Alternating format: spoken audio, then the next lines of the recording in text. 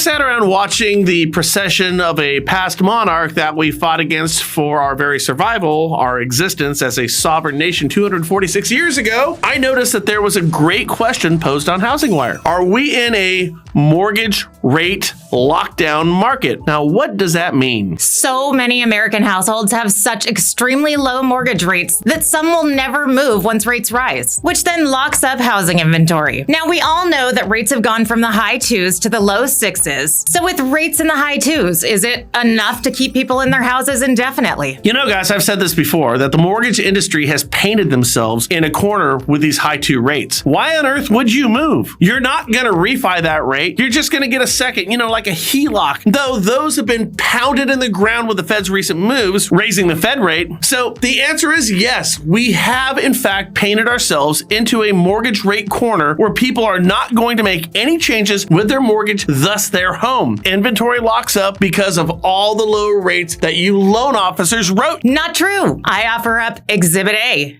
Exhibit B, and Exhibit C. Yeah, I get what you're saying, Joanna, but happiness consists not in having much, but in being content with little. And that's just not who we are. We are consumers, and we are never content. Think about this for a minute. When you Google Amazon and you click on images, there are no pictures of a rainforest. And because of that, you can rest assured that those low-rate homeowners will move because there's a house out there that everybody likes more than the one that they're in. Well, I agree, but here's an interesting premise. People will move as fast and as often as realtors do their job. In other words, if the collective of the real estate community stays in front of those past clients of theirs, their database, practicing, their sales skills, because that's who you are as a real estate agent, you're a salesperson, then people will move quicker and in larger numbers. But if real estate agents sit on their asses, lazily blasting a spam CRM-based e-newsletter piece of crap that nobody reads and everybody hates the fact that you send it in the first place because it's nothing more than e-junk mail.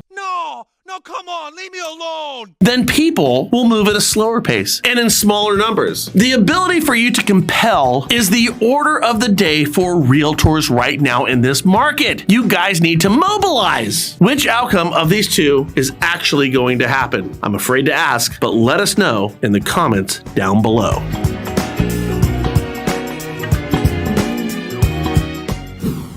The Consumer Financial Protection Bureau filed an amicus brief yesterday to ensure that businesses that provide information to credit reporting companies comply with the law and investigate potential inaccuracies or errors as required. Well, that's great news for everybody but Comcast. All right, the CFPB goes on to say even minor inaccuracies on a credit report can lead to a consumer being denied a loan, housing, or a job. As a result, it is critical that consumers have a meaningful opportunity to correct errors or inaccuracies when they are identified. We've all gone down this road and it sucks, doesn't it? They go on to say, over the years, however, companies have relied on a series of legally dubious arguments to try to prevent consumers from being able to resolve problems on their credit report and protect themselves from being held accountable when mistakes on the credit providers make them. So the moral of the story is this. Reach out to your past client database and let them know that if they have accounts that need resolution, where maybe they've found difficulties getting through in the past, it might be a little easier today. So jump back in and fix those accounts. Yeah, and then use that as an icebreaker and tell them they should probably sell the house that they're in with the rates in the 2s and go buy a bigger, better house with rates in the 6s. Because let's face it, let me ask you this. Would you rather have a Volkswagen finance with rates in the 2s, or would you rather have a Porsche finance with rates in the 6s? Anyways, if you understand, this is an icebreaker, so you can then find out what their real estate and lending needs are, because you are just the person to help them with those endeavors.